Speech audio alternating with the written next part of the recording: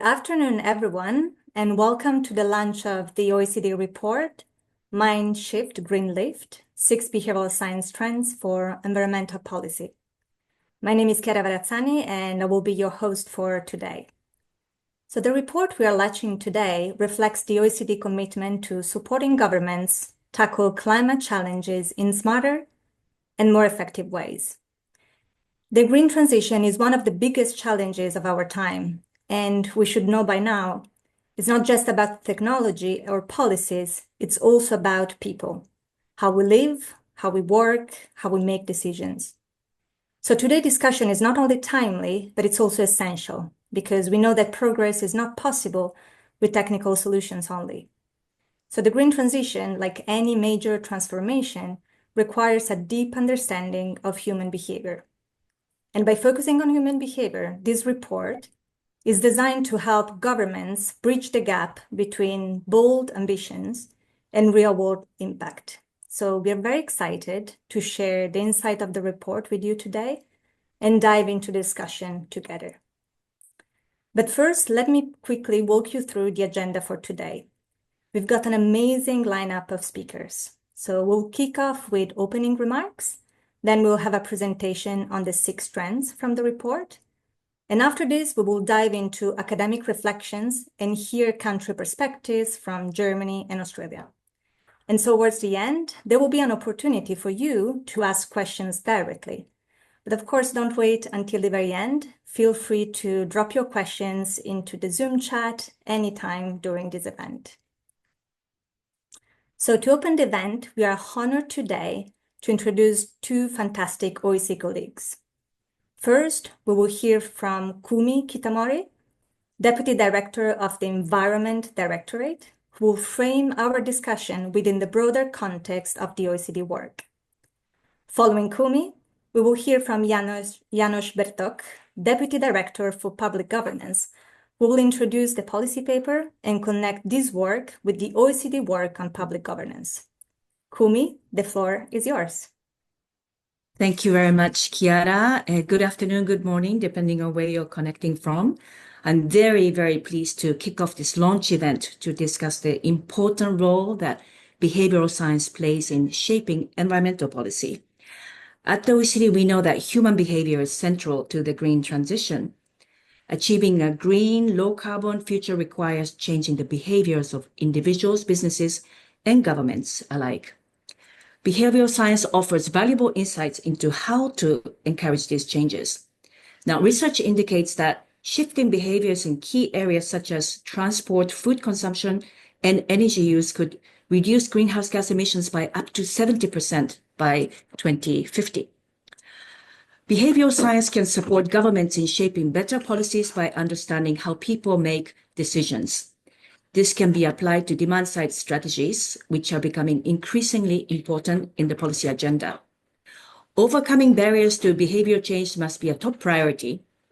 The OECD Survey on Environmental Policy and Individual Behavior, which we call EPIC by its acronym, reveals that the key role of availability, affordability, and convenience of more sustainable options in driving sustainable behaviors at the household level. Insights from the EPIC survey can guide policy design. For example, policies aimed at reducing emissions from transport, such as taxes on high-emission vehicles or subsidies for electric vehicles, EVs, will need to be accompanied by infrastructure investments like affordable public transport as an alternative or accessible charging stations for EVs. To accelerate the green transition, behavioral science must be integrated into policymaking. Now, by understanding and addressing the factors that shape people's decisions, governments can design more effective strategies that drive lasting change. Now, at the OECD, we recognize that getting to net zero by mid-century is key. And next 5 years are critical in this context. And so the clock is ticking. Emissions need to peak and then fall dramatically by 2030 to remain consistent with the goals of the Paris Agreement. But how we get there also matters immensely. Also important is how to build the resilience to potential future disruptions like pandemics and the wars that we've seen in recent years. And also fairness, equity, and ensuring public support for the transition are also very, very crucial. And so is the need for ensuring safe and then to safeguard the fiscal and financial resilience of governments. Everybody's tight on the finance side as well. In this context, at the OECD, we are carrying out a multidisciplinary project that we call Net Zero Plus to respond to these very complex challenges by bringing together work from across OECD's policy areas to create a comprehensive narrative on climate change, with the aim to deliver a rapid, just, and resilient transition to greenhouse gas emissions that we managed to reach to net zero level, while at the same time enhancing resilience to the impacts of the already changing climate. One of these Net Zero Plus project's key policy papers focuses on demand-side policies for climate change mitigation. Now, that paper draws on recent work from both the IEA and the OECD, offering insight into demand-side policies in sectors such as energy use in buildings, transport, waste, and diets. It offers crucial guidance for policymakers, highlighting how behavioral science can support governments in designing more effective interventions in these areas. Tools such as green defaults, social influences, and choice architecture have been shown to be effective in fostering sustainable behavior across various sectors. Another focus area under the Net Zero Plus project is the role of the government-citizen interface in driving climate action. Now, this paper explores how governments can engage citizens more effectively, drawing on OECD's long-standing work on trusting government, citizen participation, public communication, and behavioral science. Understanding this interface is key to implementing policies that resonate with individuals and lead to meaningful climate action. An exciting workstream, again, within this Net Zero Plus project is exploring positive tipping points. In that workstream, we are investigating how social, economic, and political tipping points, when triggered, could lead to systemic shifts and accelerate emission reductions. The goal is to help governments understand when and how to leverage these dynamics to drive rapid change. Behavioral mechanism can play a pivotal role here. For instance, choice architecture can be used to sustainably influence consumer and producer behavior, and social norms and peer effects can amplify change by cementing habits as socially acceptable and endorsed. So OECD, we are uniquely positioned to lead this work thanks to its broad reach across policy community. We are committed to advancing the role of behavioral science approaches in the green transition through the Net Zero Plus project and beyond. Now, this policy paper, MindShiftGreenLift, 6 Behavioral Science Trends for Environmental Policy that we are launching today, offers a concrete roadmap for policymakers looking to integrate behavioral science into environmental policy shaping and to engage citizens and promote sustainable behaviors. So watch this space for more work from the OECD on behavioral science and environmental policy. And thank you for being with us today, and I hope you enjoyed the rest of the event today. Thank you so much, Kumi, for some great opening remarks. Now over to Janusz for his opening remarks as well. Thank you so much. Thank you, Chiara, and thank you so much also, Kumi. This is an excellent start in order to understand the broader picture and how the public governance perspective supports the broader OECD-wide, the Net Zero Plus project. As you underline, the governments, indeed, they are at the heart of this green transition. And also, we have been working with the various governance communities in order to mainstream the greening. We call it the greening government. So how to transform the government operations, but also increase the role of government in the green transition. We are working with the various committees, starting with like the budget, so the green budgeting, moving from the green tagging to actually assess and mainstream to better understand the impact through the budgeting, but also regulations, so the lawmaking process, engaging the various stakeholders in order to ensure that the regulators or the decision makers and the lawmakers, they are regulating for the planet. For the broader perspective, I like to also link it to we have the Reinforcing Democracy Initiative. So this governing green and this aspect is also part of the Reinforcing Initiative and this action plan. And the overarching issue is the trust. Quite low level of trust, as the recent OECD surveys, they underline that the level of trust is quite low, which means under less than 4 out of 10 citizens surveyed, citizens in 30 surveyed OECD member countries, they trust in government, in public institutions. But if we see, on the other hand, the expectations, and particularly that the surveys show that most citizens, they believe that government should prioritize the reducing the greenhouse emission and, of course, supporting the climate transition, the green transition. However, the trust survey shows that only 42% of the surveyed citizens in 30 member countries, they're confident that their country is well achieve this goal within the next decade. So there's a trust gap in that sense between the expectations. And of course, this project, and thank you so much again for this preparing for this launching of this policy paper, provides provides so many insights about what are the constraints, what are the barriers, and also how to encourage the green behaviors, and also assessing the impact. What are the best practices, how to assess and how to communicate, what are the good strategies, and how to consolidate the evidence base. So I'm looking forward and consider this launching event of the policy paper of MindShift. This is GreenLift, 6 behavioural. These are the major science trends for environmental policy. It's a milestone for us. And thank you so much for Chiara. Also, thank all the participants who you took part and participated in the development of case studies. We received over 100 case studies from more than 30 countries. Of course, I like to understand what is the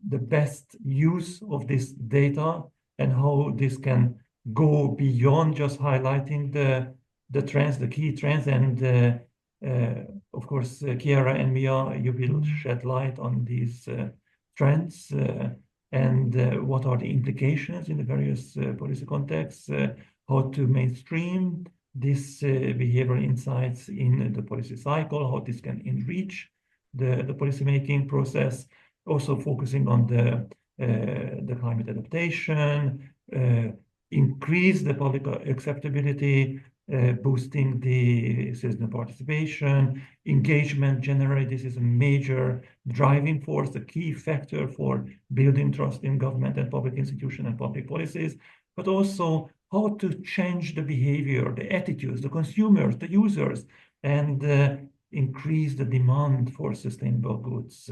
And of course, critical element, and the OECD is playing a role in this global debate, how to counteract of the misinformation or even disinformation related to the climate change. So thank you so much for all the good work, and looking forward to the discussion and first the presentation on highlighting the 6 key trends. So thank you so much. Thank you so much, Kumi and Janusz, for these really excellent remarks that I think really set the stage for our discussion today really, really well.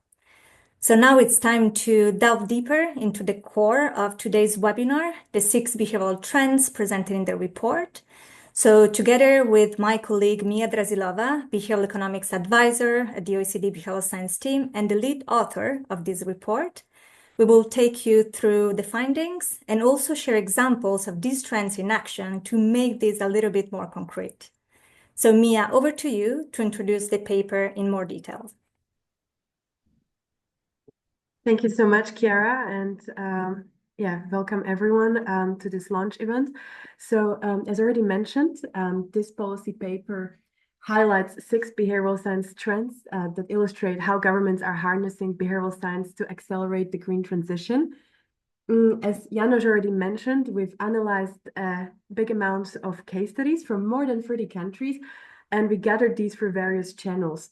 So to name these important sources and partners who've supported us on this journey, I would like to highlight the BRAIN, Behavioral Research in Action International Network, who has helped us to collect these various case studies and also consulted us on the development of the trends.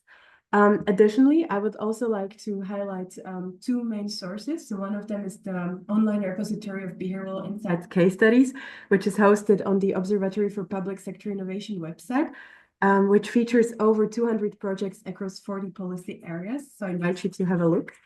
And the second one is an open call for cases on leveraging behavioral science for the green transition, which we launched in April 2024.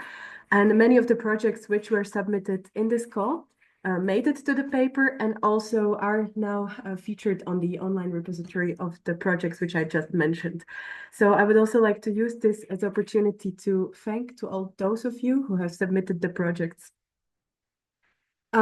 Now, before you begin, I would like to invite you, if you'd like to access the paper, to scan the QR code or use the link that you can see on the slide. Now, before I give the word back to Chiara, I would like to use the moment to introduce the trends, the main trends that we have in this policy paper.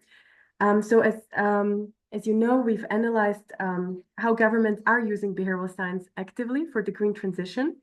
And the main 6 moments that we identified were that governments use behavioral science to inform policies at every stage of the policy cycle.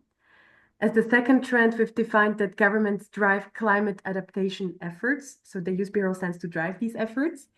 As a third trend, we've identified that governments, with the help of behavioral science, predict and account for public acceptability of green reforms. As the fourth trend, we've defined that behavioral science is being used to boost citizen participation in environmental policies. And as the fifth trend, we've identified that behavioral science is used to increase the demand for sustainable goods, services, and technologies.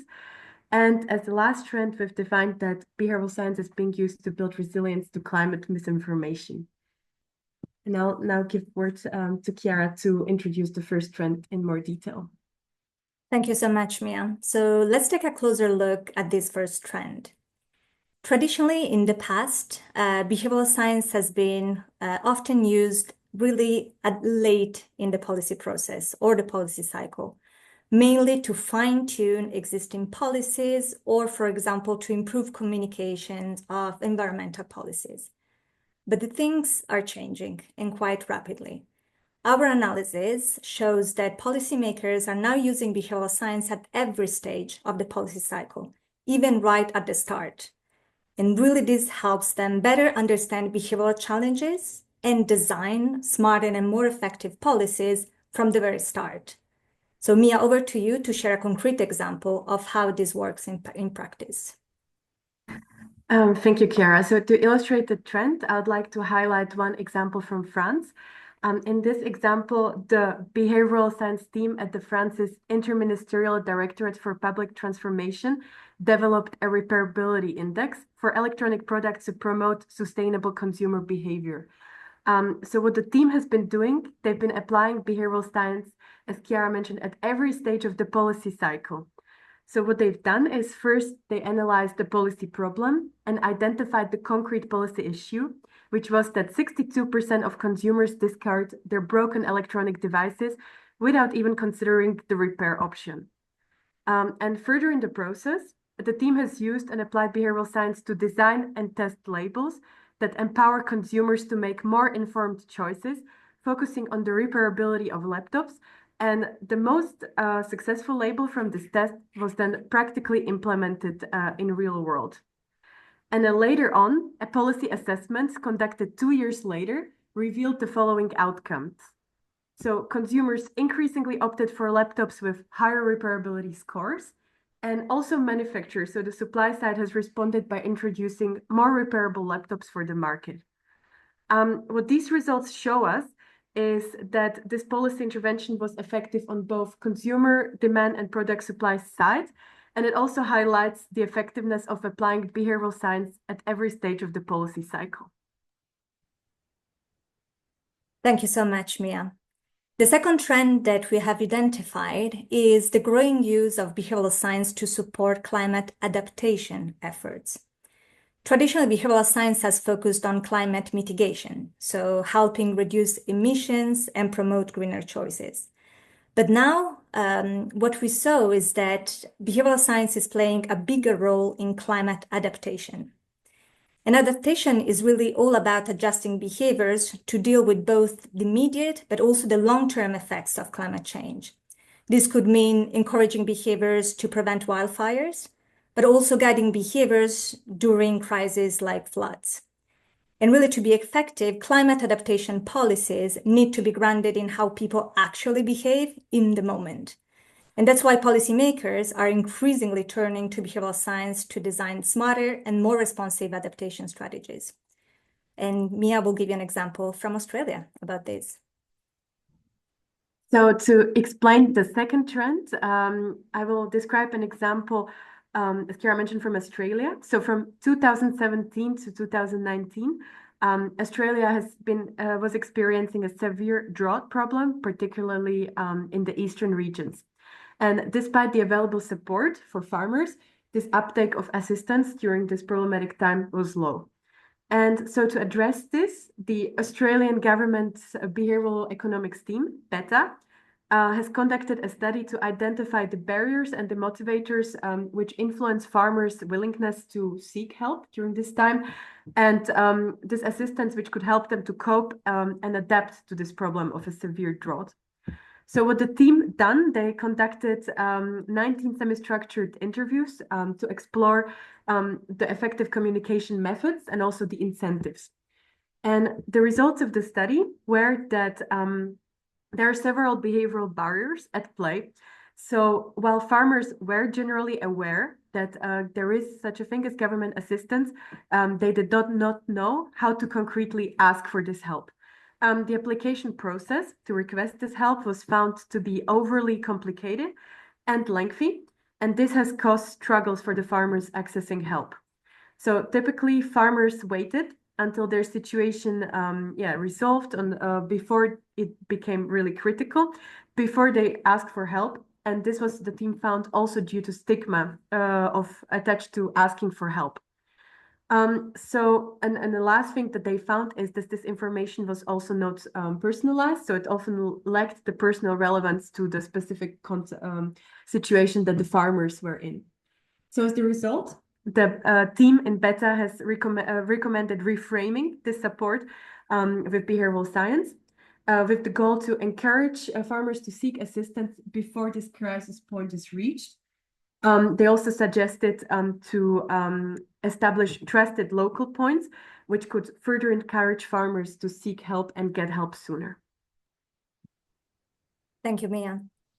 So now we're presenting the third trend, and this third trend that we've uncovered is how governments are increasingly using behavioral science to both predict, but also to account for public acceptability of green reforms. Of course, understanding how people perceive and respond to policies is absolutely critical. And by leveraging data, especially longitudinal data, governments really can better gauge citizens' climate awareness, their support for reforms, their preferences, and their behaviors. And this allows them to design policies that are clearer, more accessible, and aligned with public values, ultimately building trust in the process. So really, when policies and communications are transparently refined based on this kind of insights and this kind of data, government can boost public engagement, encourage sustainable behaviors, and ultimately strengthen the impact and success of green reforms. Over to you, Mia, to make this more concrete. So to illustrate this trend number 3, I would like to describe an example from the Netherlands. So in the Netherlands, the behavioral science team at the Dutch Ministry of Economic Affairs and Climate Policy has conducted multiple research projects to better understand the behavioral drivers and barriers which affect small and medium-sized enterprises and concretely in their efforts to invest in sustainability. This research that the team conducted included surveys, focus groups, interviews, and various online experiments, and it provided several valuable insights into the challenges and opportunities that the small, medium enterprises face. I will mention few findings. So for example, while 64% of the small, medium enterprises are inclined to make their businesses more sustainable while maintaining profitability, the actual implementation is rather slow.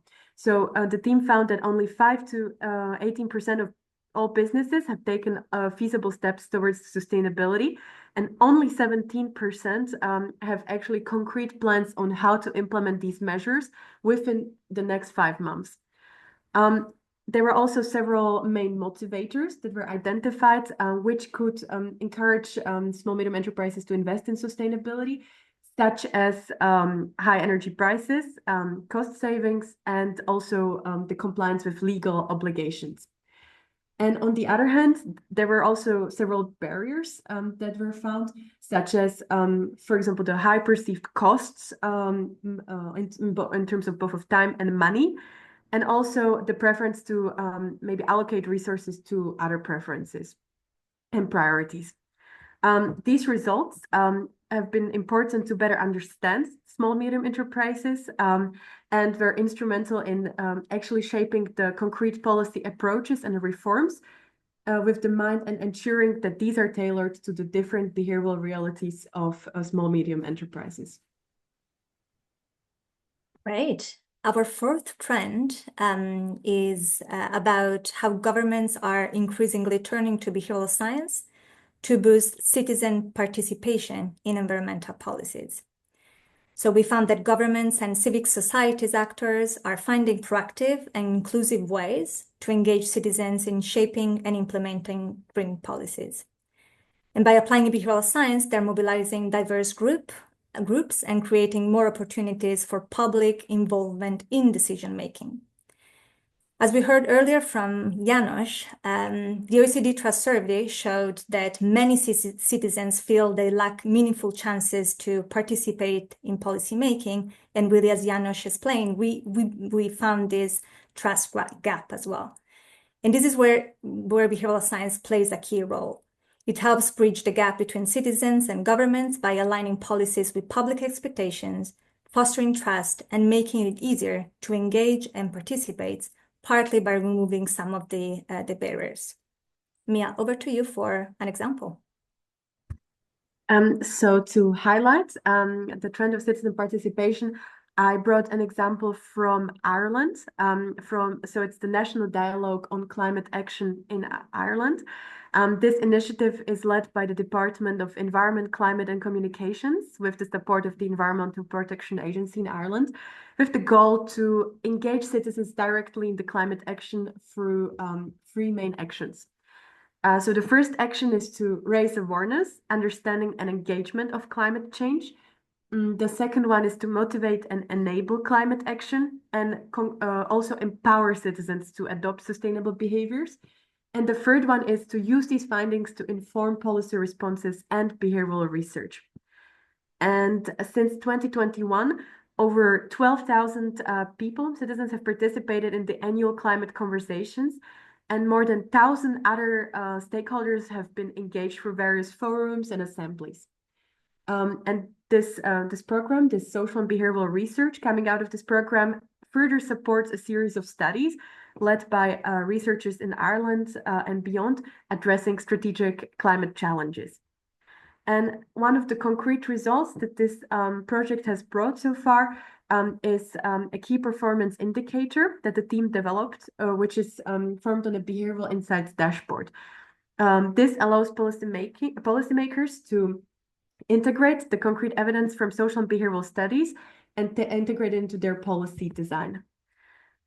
So through these climate conversations in Ireland, the Irish government has been able to gain valuable insights into the public motivations, barriers, their abilities in regards to the climate action, and also enabled them to develop concrete and targeted solutions.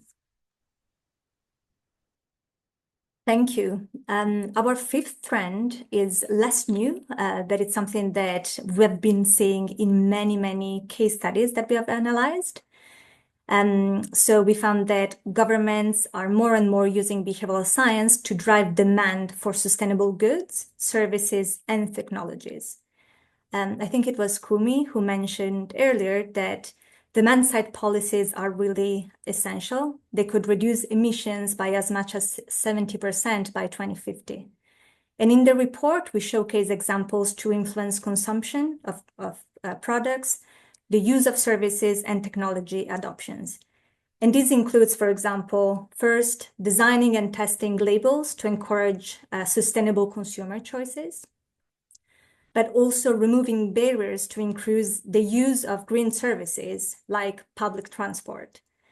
But third, also encouraging the adoption of green technologies. That could be heat pumps. We had plenty of examples from the UK and other countries, by making these technologies not only financially appealing, but also making the adoption easier. And really, these efforts show how demand-side policies can really unlock significant progress in the green transition. Over to you, Mia, for an example from Denmark. So in this example from Danish Competition and Consumer Authority, the team has tested labels, so 2 types of climate labels with the goal to guide consumers towards more sustainable food choices. They tested 2 labels. So one of them was best in class label. So this label highlighted the top performing product, and a scale label, which ranked products based on their climate impact from low to high. And what the results showed is that, yes, the consumers did prefer the scale label. However, it did not lead to a significant change in their overall purchasing behavior in this experiment that the team ran. Although the scale label did improve their ability to identify the more climate-friendly alternative, the aggregate effect on the CO2 emissions was neutral. So why could this occur? Well, this might have occurred because a portion of consumers, yes, they did change their purchasing decisions to reduce their emissions, but there still was a group of consumers, those have showed a little interest in the climate label, who actually increased their CO2 emissions. And this shift balanced out to overall impact. So the lack of detailed information, particularly around the differences in the various products, such as, for example, beef compared to vegetables, might also likely have contributed to the limited impact of the labels. So what the team suggested for these labels to be more effective is that they need to provide a clearer and a more specific information that resonates stronger with the consumers. So this highlights that achieving widespread behavior change does not only require to offer better labeling, but also needs a consumer engagement and education on the environmental impacts of food choices. Thank you, Mia. Our final trend highlights how governments are leveraging behavioral science to build resilience against climate misinformation. And really, to tackle the spread of climate misinformation, many in governments and outside government are turning to behavioral science to better understand people's susceptibility to misinformation and also the factors driving the spread of misinformation, and also to develop strategies to counter the impact of misinformation and strengthen democratic resilience. Mia, over to you for the final example. So as the final example, I would like to describe Canada's PARCA initiative. So it's the Program of Applied Research on Climate Action, which showcases how governments are using behavioral science to counter climate misinformation. So what the team in PARC has been doing, they've been conducting national surveys and in-depth studies to, among other aspects, assess the Canadian public's susceptibility to climate-related misinformation. The aim of this effort is to understand how people in Canada think, feel, and act about misinformation, and so concretely how they act when they're confronted with misinformation, and also to help identify which types of misinformation are the most harmful. By studying this, the Canadian government seeks to be able to develop effective strategies to counter the spread of this misinformation. So to give an example, in 2024, the team ran a randomized controlled trial to test several behavioral informed interventions, which were aimed to boost the resilience to misinformation. So these various interventions focused, for example, on encouraging individuals to assess the accuracy of the information they encounter, then strengthening the digital literacy, or, for example, preemptive refutations, such as actively correcting common false claims related to climate change. What the results showed is that the interventions that focused on enhancing digital media literacy and providing active preemptive refutations of the false claims were the most effective in reducing susceptibility to misinformation and decreased the spread of false news. However, interestingly, the intervention that provided only passive information about how to find misinformation and assess accuracy, this made people more skeptical and less accurate when they were identifying the true headlines. So this results suggest that simply telling people how to find misinformation without actually equipping them with critical thinking tools may have unintended consequences. Thank you so much, Mia. There was a lot of case studies, and I'm sure we could deep dive much more in each of them. So I encourage you to engage with the report. But now that we've explored very quickly these 6 trends, the next important question is, what concrete steps can government take to move beyond these trends and accelerate the green transitions? So how can governments move forward? And really to move from insights to action, we in the paper we present 4 main things. So in general, we encourage governments to harness behavioral science to trigger positive social tipping points. This was something that also Kumi mentioned in her opening remarks. And we define positive social tipping points as key moments where relatively small shifts in behaviors can lead to large-scale and lasting change. So as a first thing, we should focus on creating the right conditions for positive tipping points to emerge. So really governments can identify critical moments and behaviors that have the potential to spark systemic change. And this can really amplify the impact of traditional policies and ensure that these behavioral shifts become enduring and widespread and not being just a one-off. The second thing is really about driving demand for sustainable choices. So we know that when more and more people adopt sustainable behaviors, practices, such as switching to energy efficient products, switching their mode of transport, etc., it can really create a ripple effect that drives broader change. And behavioral science tools such as default options, dynamic social norms, and plenty of other can really help drive widespread adoption and changes in habits. The third part is about engaging citizens as active participants. So we really encourage governments to use behavioral science to better engage citizens as active participants. So governments should prioritize empowering people as agents of change. And this includes reducing barriers to participation, building trust, and aligning policies with public expectations. And last but not least, we encourage governments to strengthen decision-making within governments themselves. So governments should integrate behavioral science into their own decision-making processes about environmental policies to reduce biases and improve overall effectiveness. So we think that by focusing on these four things, governments can really accelerate the transformation needed for a more sustainable and low carbon future. Now, of course, this is very nice, but let me conclude with three caveats that it's really important for us to consider. First of all, it's really important not to place the entire burden of responsibility on individuals. So we don't want to be misunderstood here. Instead, we really encourage to empower consumers, users, and citizens to be active participants in the green transition, ensuring that they are part of the solution. Number two, as a reminder, behavioral science is definitely not a silver bullet. So while behavioral change is important, this is just one piece of a broader strategy to reduce emissions and contribute to climate adaptation policies. So a really holistic approach, including technology and systemic changes, is necessary for any meaningful progress. And lastly, just a clarification or caveat about the use of this term demand-side policies. In this report, the demand-side approach is not just about individual choices. So we will consider actors in demand-side policies, governments themselves, and industries. Think about the power of governments when driving procurement efforts, for example. These are things that can actually move the demand side systematically.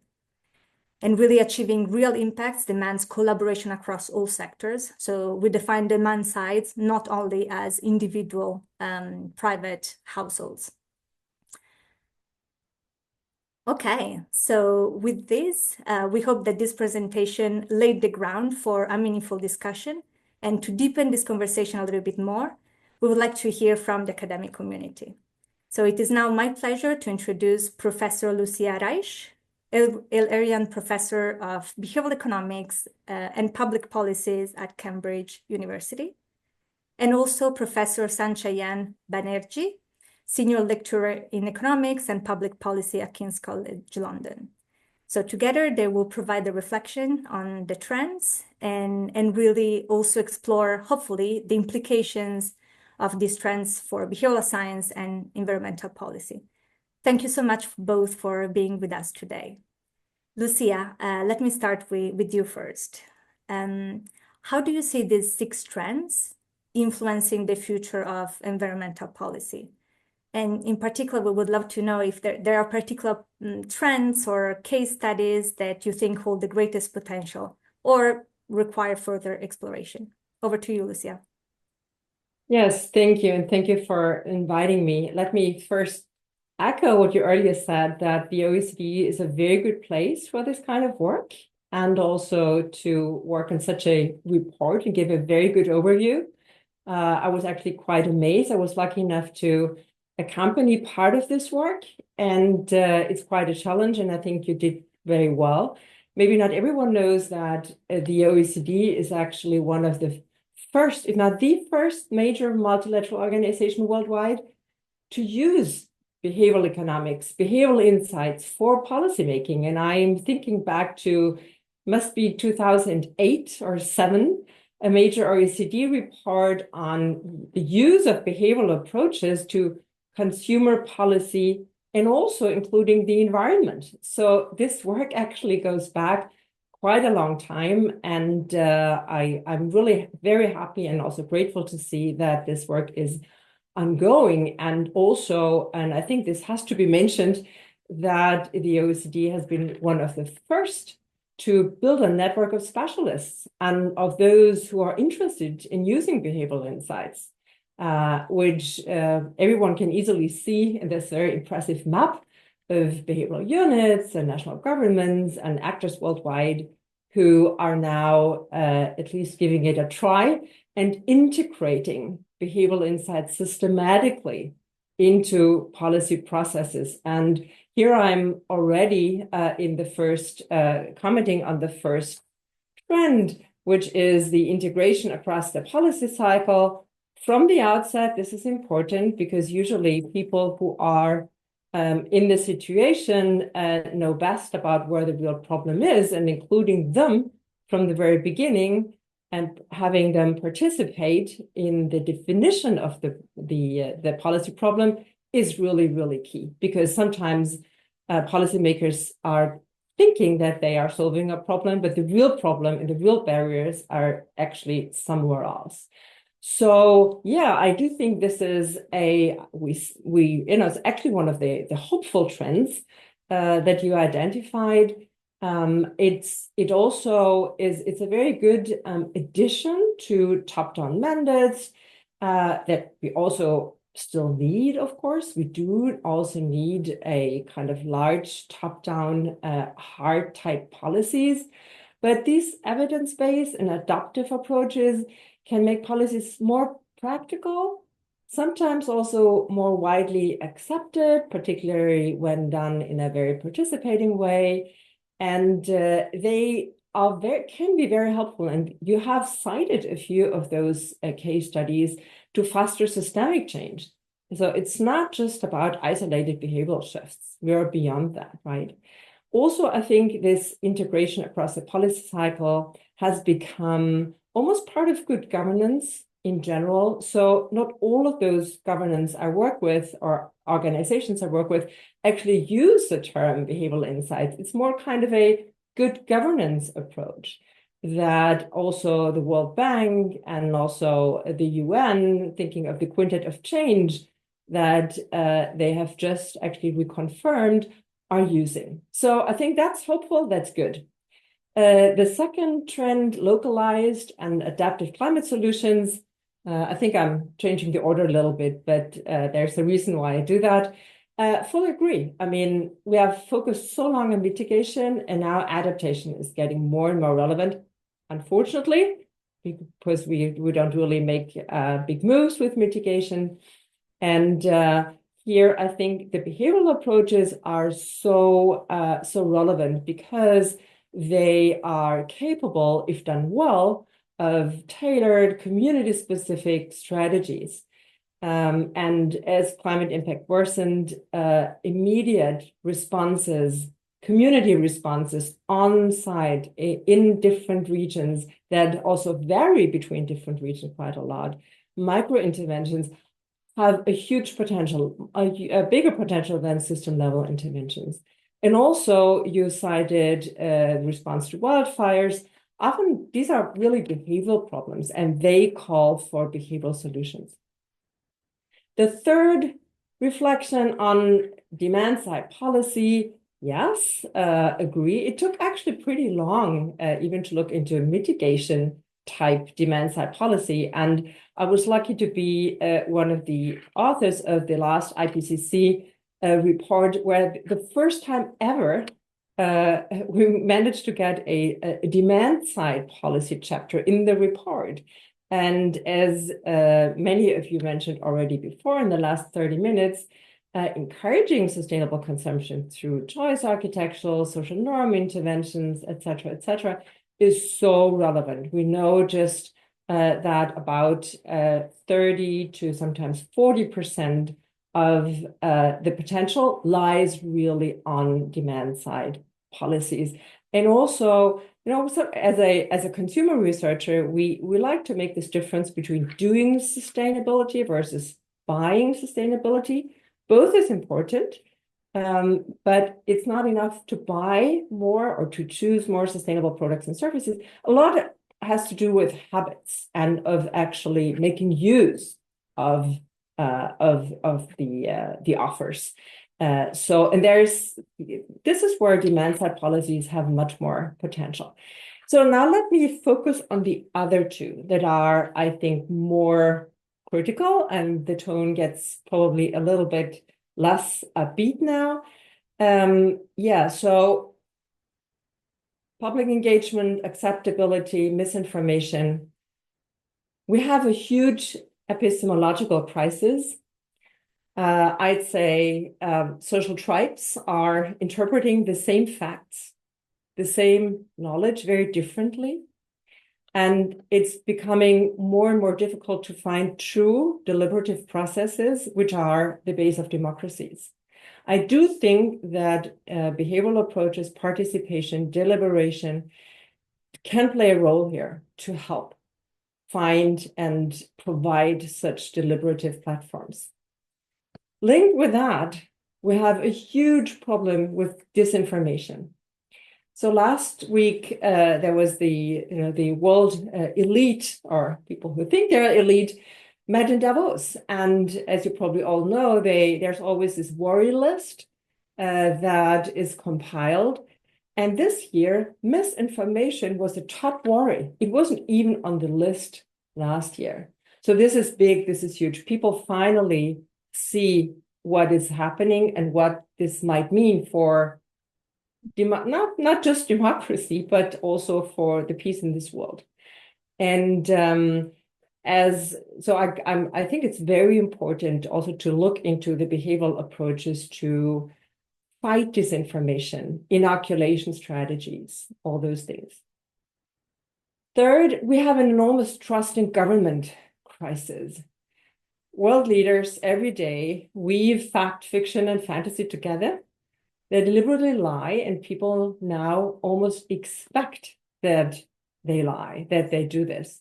I just saw a recent Edelman survey. 61% of people in 28 countries worldwide feel grievance towards governments, business, and the wealthy. And 40% support hostile action to force a change. This is bad. This is scary. The OECD has this wonderful drivers of trust indicator with similarly bleak numbers.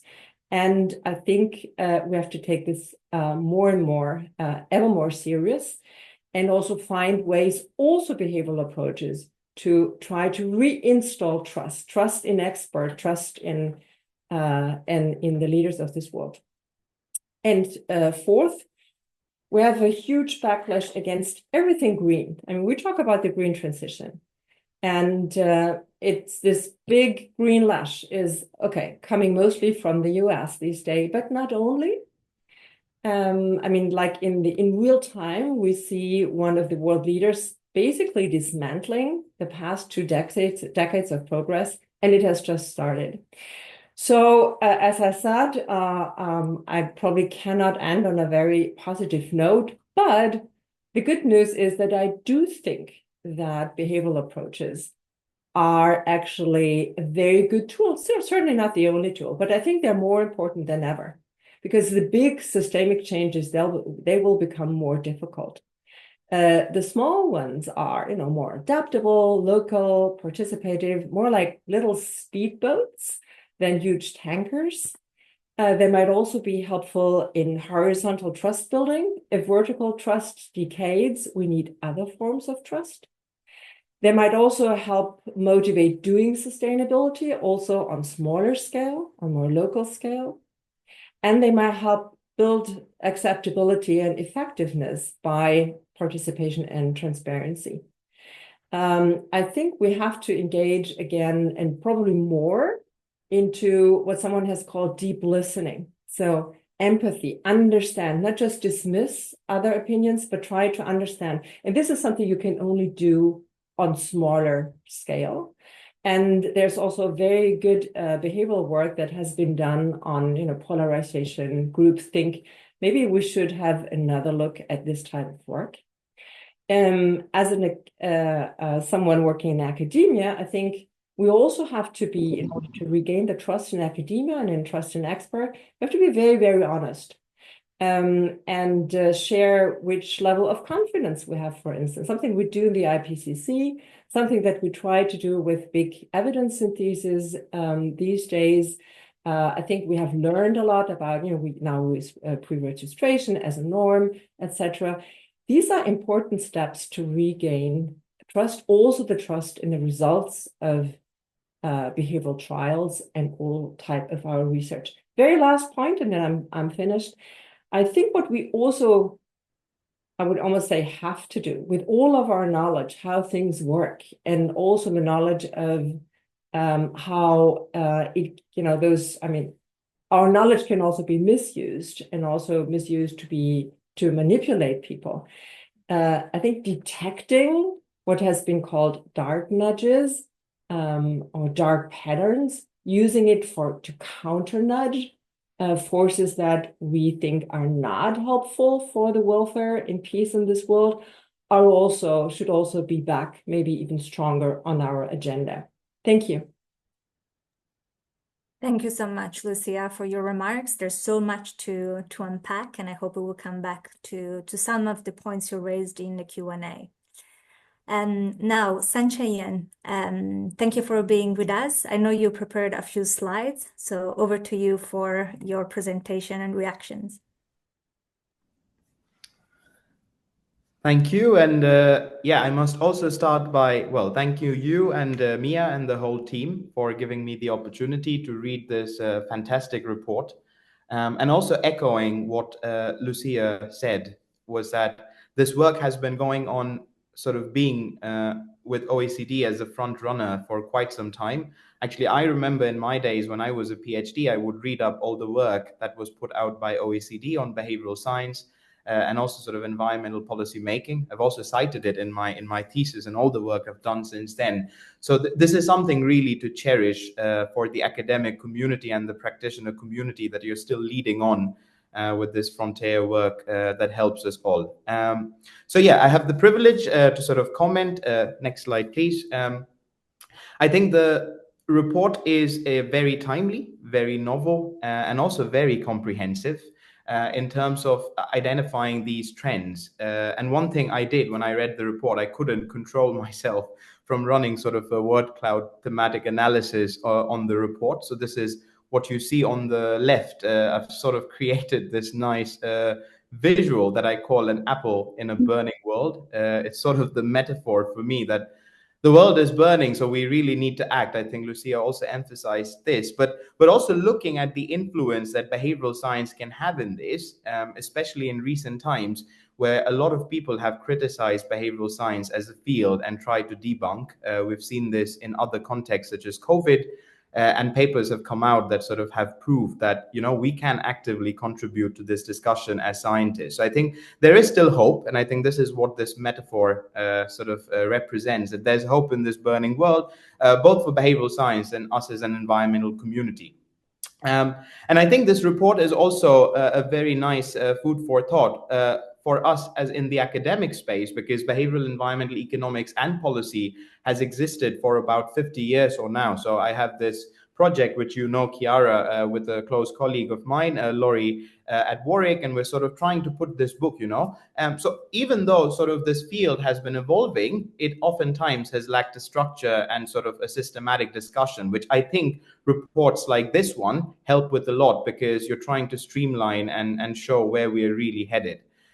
So three prominent themes that emerge from this report based on my thematic analysis is that, one, this is backed by the climate science evidence that we see, with behavior sort of as a key driver in this. I think this is emphasized quite actively in the report, and it's very rigorous with all these case studies that you've collected over time.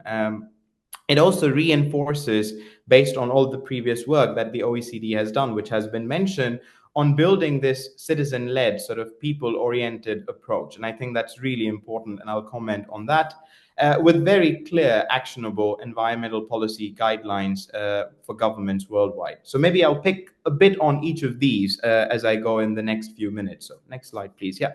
So we've seen already, I mean, I'm going to be brief on this, but we really are standing at the brink of an irreversible climate disaster. You know, last year there was a report that came out that we've breached most of the planetary boundaries. We've crossed the 1.5 degree mark on a yearly basis, even though on average we're not very far away. I think predictions say sort of by 2030, it's quite likely that we will cross that. And then, of course, this report that came out, which shows that we're quite standing at perilous time. So the climate sort of science is quite clear on this, you know, that there is no going back from this. There are feedback loops.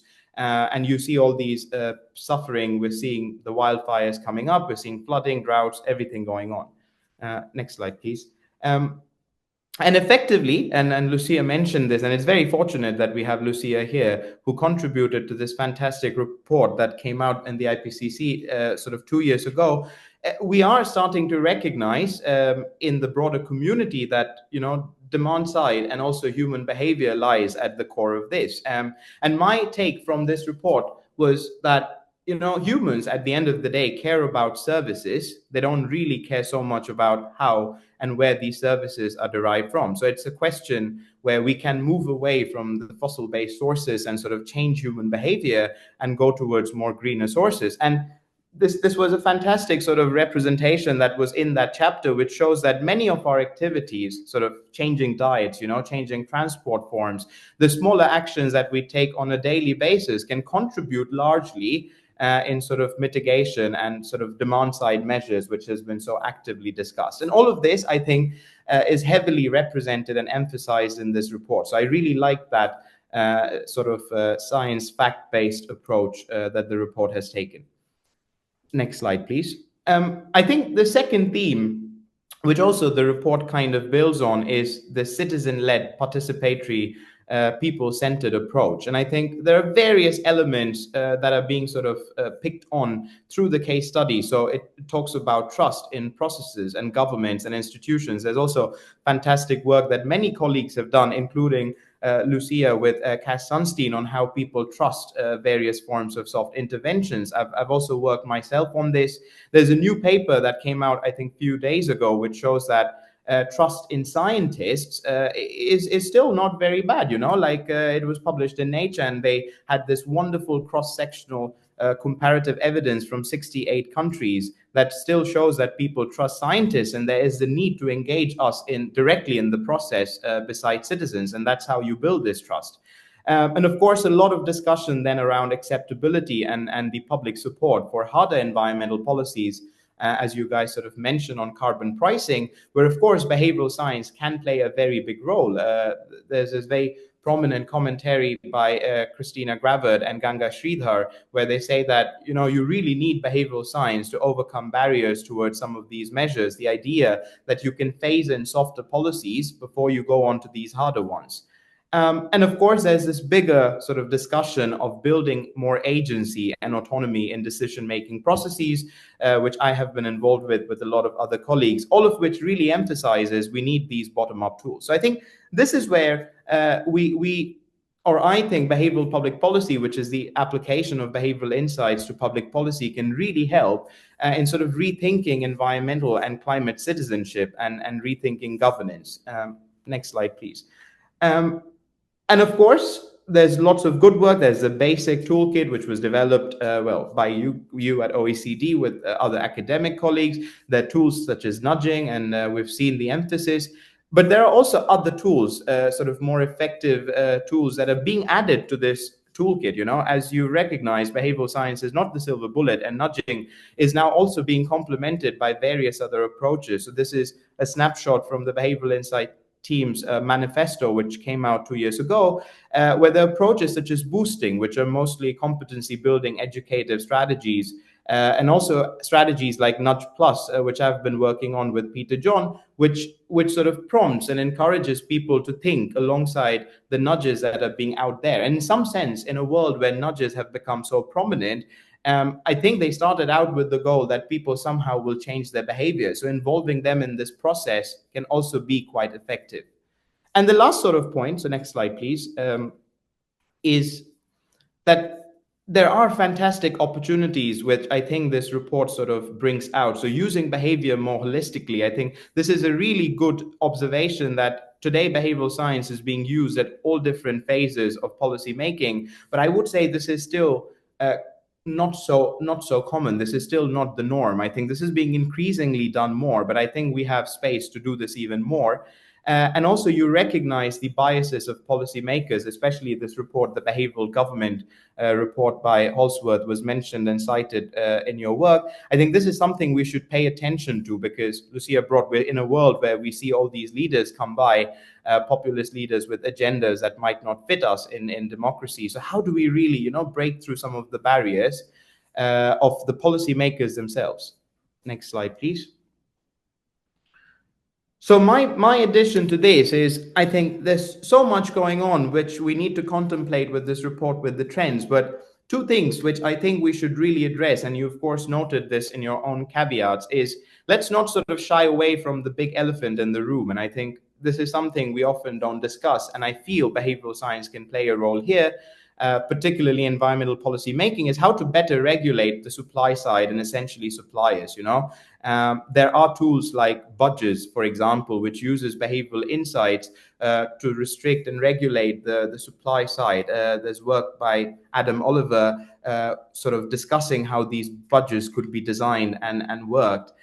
But also how to test combinations of various fiscal and behavioral policies, because it's not just about the legitimacy and increasing support, but it's also thinking about this idea of policy sequencing, how you can, build on the effectiveness of many of these policies by sort of putting in the softer policies first, which allows people to understand how the harder policies work. Maybe they also backfire because of things we've seen in behavioral science, such as warm glow effects and licensing, but it's still interesting to study the sequencing of various kind of interventions, because as you've noted, behavioral science is not the silver bullet, so we need to explore the whole toolkit. So I think on that, I would like to stop, and once again, thank you for giving me the opportunity, and what a fantastic report. Thank you so much to both for these reflections and these comments. I can see many questions coming in the chat, so we're very excited about it. Please hold off until the end of the comments so that we can engage with the academic panel as well. So now is the time to turn more from the academic community to government practitioners. So we'll get to the more practical side of things. So I'm pleased to introduce Josh Reynolds, who's Acting Director of the Behavioral Science Unit in the Australian Government Department of Climate Change, Energy, the Environment and Water. And also Dr. Malte Patterson, who is Senior Research Advisor for Citizen-Centered Government in the German Federal Chancellery, who is here with us today to provide his perspective. So Josh and Malte will reflect on how behavioral science has been used in their own country, in Australia and Germany, and also will react to the policy paper. So first we'll hear from Josh. Given that it's very late in Australia, Josh shared his testimonial via a video recording. So we will hear from Josh now through a video. Thank you. Good afternoon, everyone. I'm Josh Reynolds, the Acting Director of the Behavioural Science Unit at the Australian Government Department of Climate Change, Energy, the Environment and Water. Thank you to Chiara, Mia and the team for giving me the opportunity to provide an Australian perspective on this very important public policy paper. The OECD's latest paper, MindShiftGreenLift, 6 Behavioural Science Trends for Environmental Policy, lands at a crucial moment in our transition to a low-carbon economy. In what is likely not a surprise to a room full of behavioural scientists, what stood out most to me about this paper is its central message, that the green transition is, at its core, a behavioural transition.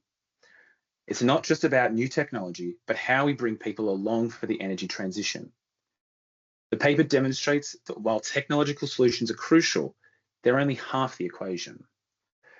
Whether we're supporting switching from gas to electric appliances, promoting energy-efficient technologies, or developing adaptation strategies, success hinges on our understanding of human behaviour. When behavioural science is embedded from the start of policy design, not just tagged on implementation, we see much better outcomes. Here in Australia, we're seeing this play out in real time, with public concern about climate change not always translating into support for energy or environmental policies. With our unique challenges around transitioning regional communities and resource-dependent economies, behavioural insights are critical for designing policies that work for everyone. Another thing that stood out for me is how the OECD's work provides valuable tools for those critical conversations with senior executives.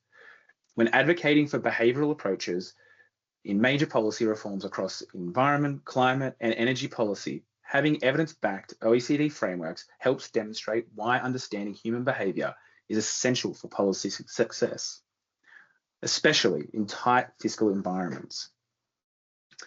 While the paper is directed at policymakers globally, it offers particularly relevant frameworks for Australia's context, especially around positive social tipping points. These moments of significant behavioural shift could accelerate Australia's transition to renewable energy and sustainable practices, particularly in areas like rooftop solar adoption, electric vehicle uptake, and community energy projects. The importance of evaluation in Australian climate and energy policy can't be overstated. With our 2022 Climate Change Act setting a clear 43% emissions reduction target by 2030, we need to know which behavioural interventions are actually driving change. This means going beyond just tracking program participation or survey responses. We need to measure whether our interventions are leading to sustained changes in energy use, transport choices, and household consumption patterns. Are smart meter programs actually reducing peak energy demand? Are transport initiatives shifting commuter behaviour? These are concrete measures that tell us if we're on track. For Australia's diverse communities and regions, measuring both immediate impacts and longer-term behavioural shifts is crucial. This isn't just about counting participants or measuring short-term engagement. It's about understanding whether we're creating lasting changes that support our transition to a low-carbon economy. As we tackle the challenge of reaching net zero in Australia, this paper couldn't be more timely.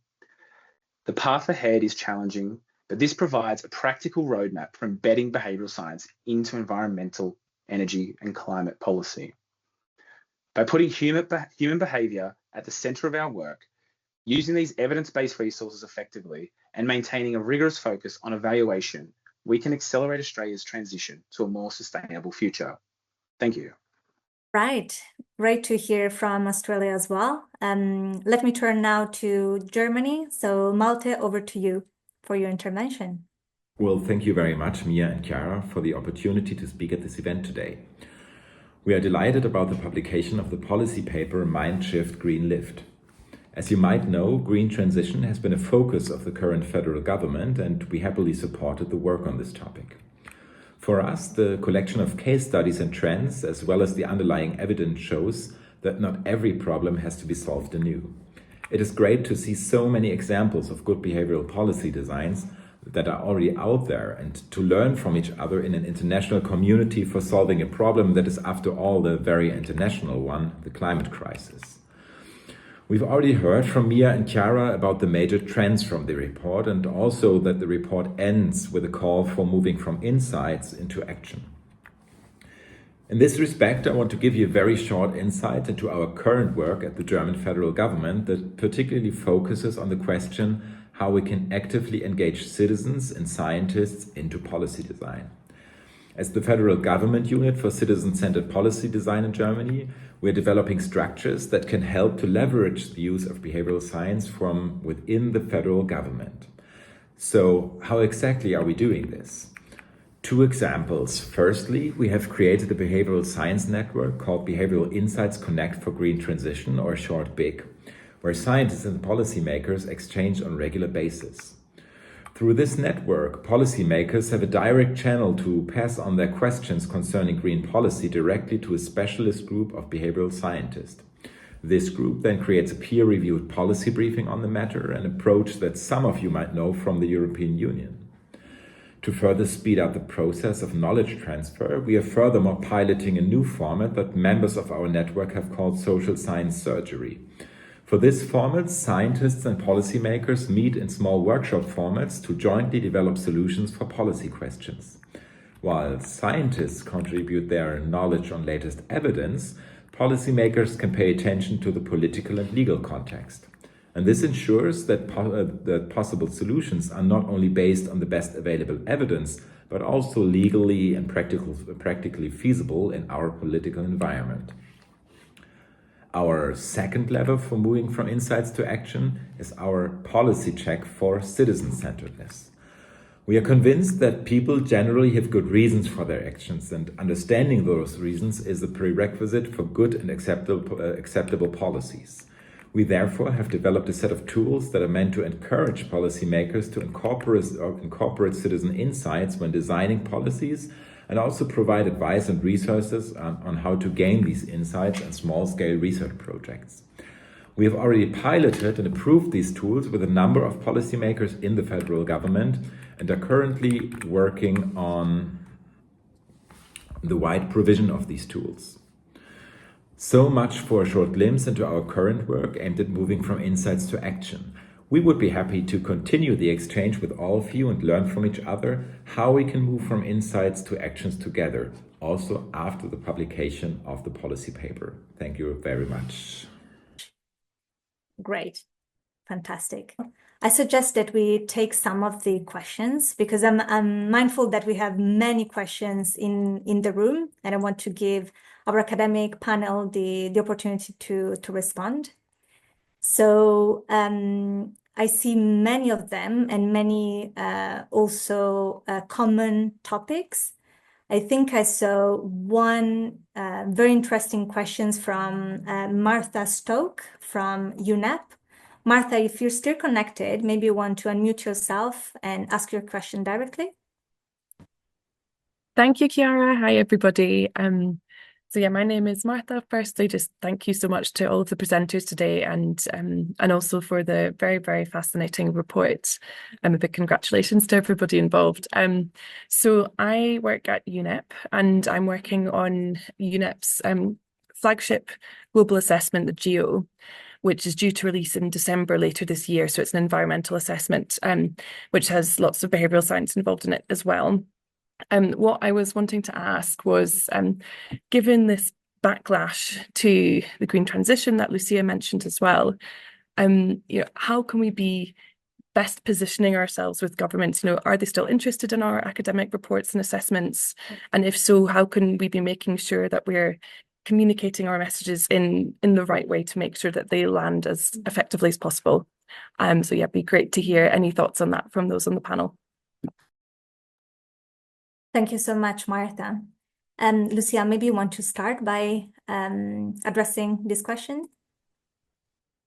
Yeah, I mean, behavioral science will probably not be able to kind of change the worldwide agenda, right? I mean, this huge green list. However, I think what is possible is to show good examples where things worked by using behavioral approaches. It's kind of the old strategy to start with examples that could work in the respective policy field the person you talk to, or in the specific region or country you talk to. I mean, making sure, again, somehow going back to the problem, going back in the policy cycle, making sure that there is a good case, not kind of trying to push the agenda and the approach into any country. But I think if the analysis is done well, and if any policymaker in any nation state sees there's something in for me to win, and the pressures are there. I mean, whatever the worldwide political debate is, and however strong the green lash is, the problems are there and are growing and will grow in the next years. I don't think there is a lot of serious debate about that. So being able to offer something comparatively low key, low risk also, because that's something we might have heard from Malte if we could have heard him, that this is also very important, because everyone who deals with climate change and green topics these days within governments, maybe outside Europe, but in the rest of the world, is particularly contested. So there's also this idea about what can I actually do, what works with a low risk for me and the government. Thank you so much, Lucia. Let me take another question, and then we'll move back to Malte, so that Sanchen as well has the opportunity to answer a question. So we have a question from Arnaud Fontaine, who asked, to what extent can digital technologies and AI, combined with behavioral science, be leveraged to enhance environmental policies? Sanchen, do you have any comments on this? Yeah, thank you, Chiara, and also thanks for the question. I think increasingly the role of AI in sort of reshaping governance is being discussed quite actively. And also I think we in the behavioral community are discussing the role of AI quite actively. One of the examples that sort of springs out of mind is the idea of personalizing some of these interventions to meet different target groups of consumers and people. I think so far we've used this one-size-fits-all approach, which I think it's not just for nudging, but it's also across various other forms of traditional regulatory sort of tools.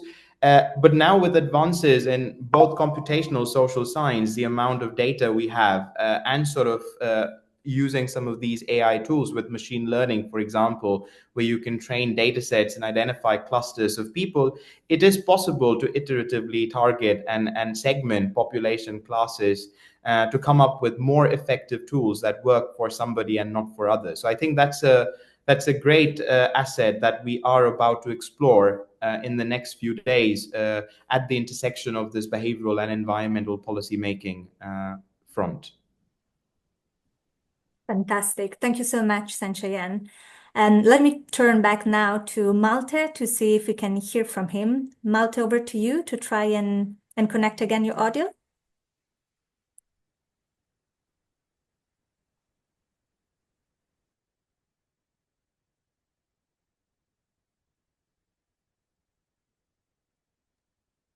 I'm sorry, Malte. Unfortunately, we cannot hear you. So we'll make sure to include your comments maybe later on in a recording of this event. All right, we will continue with other questions. I can see in the chat that I'm loving this. A lot of people are actually exchanging. So some people are answering questions directly in the chat, which is fantastic. We have a few questions about to what extent these trends and these insights might be applied not only in the individuals, but also to industries. So for example, we have Rachel McCann asking, do you think that behavioral interventions have the capacity to work for industry or businesses rather than just individuals and communities? Or would that always have to be more traditional regulatory solutions? In a way, in our presentation, we hope that we gave a hint to what we think about it, which is short answer is yes. Many of default options, for example, work not only for private households, but very often works also for businesses and industry. And also Mia rightly presented some of the case studies. For example, there was a case study in the Netherlands from SMEs, small medium enterprises, where there was an effect. So I don't know, Lucia, if you have any visions about that. Sure. I mean, I work at a business school, so I work a lot with businesses and with companies and industries, and there's a whole lot to learn, and a lot is used in everything around greening employee behavior. So kind of internally, but also the work within industry associations. A lot of our very interesting behavioral insights also relate to how to do negotiations and how to use social norms, how to move social norms in groups and between groups. So this can equally, I mean, everywhere where people make decisions that have an impact on climate and the environment, those behavioral insights and approaches not just can be used, but are used. And yes, there's a whole literature about it. And of course, the question is always, we largely talk about, also in this report, so-called regulatory nudging, if I may use this word. I know the word nudging is highly contested, but for ease of use. And of course, it's different if you talk about the use of behavioral insights by commercial entities, because you always have to ask yourself who is a nudger? How is that entity legitimized? Is it a government? Who is it responsible for? And that's, of course, a whole different game in the commercial sector. But that doesn't mean it's not interesting and it's not used and also useful for the green agenda. Thank you so much, Lucia. I'm very impressed by the number of questions here. So I hope we will be able maybe to come back to you also after the event. I would like to take a very interesting questions here in the chat on the frictions between climate adaptation and mitigation. I don't know if Mikhail Handraf is online and wants to unmute himself, or if I should just read the question. Mikhail, are you with us? I am. Great. Yeah, I noticed that this was one of the 6 points that behavioral science can be used for adaptation, but I worry a little bit about this development, because I have a feeling that more and more attention is going to adaptation rather than mitigation. And I think from a behavioral perspective, adaptation is probably easier to get supported in terms of policy making, because it's more local, it has quicker effects, and it's very visible. And in the current political landscape, I think politicians are focusing a lot on who votes for them and how can we improve their situation rather than improve the situation of the rest of the world. And since the money or the effort or the investments that are necessary for mitigation and adaptation usually comes from the same resources, I worry a little that most of the effort and money will go into adaptation rather than mitigation, which, as we say in the Netherlands, constitutes mopping with the tap open. So that's not a really good idea, I think. But I was wondering if we as behavioral scientists should have an opinion on this, should maybe warn policymakers about the fact that it might be easier to go for adaptation rather than mitigation, things like that. So I think it should be something that we should develop an opinion on, or at least discuss. Thank you. I found this point incredibly interesting. In general, I would say that, in the current political context as well, climate adaptation very often it's seen as more acceptable. You don't need to be convinced about many things to accept the fact that the climate is changing and we will need to adapt. So even the most skeptical politicians will agree that something needs to be done.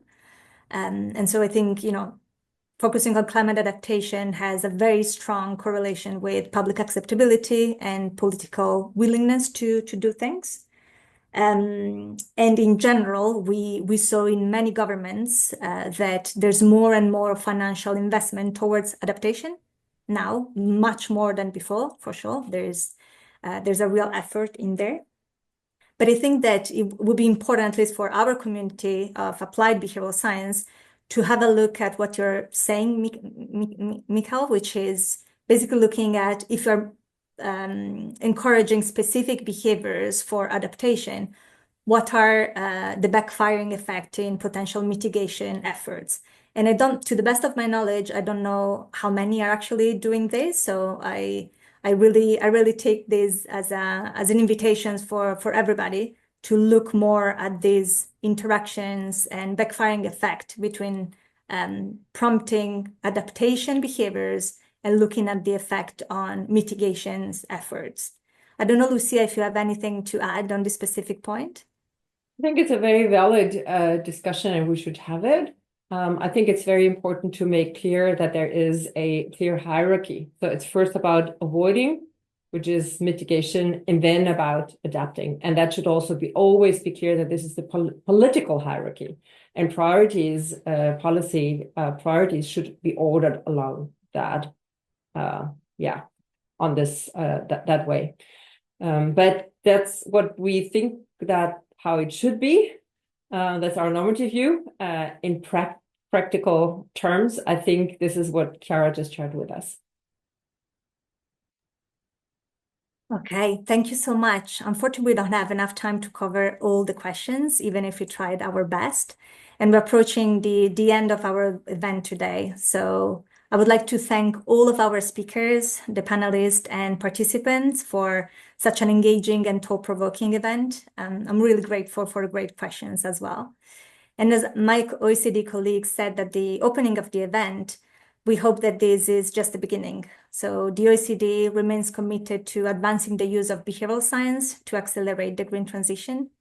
and really deliver policies that are not only effective, evidence-based, and impactful, but are also inclusive and behaviorally informed.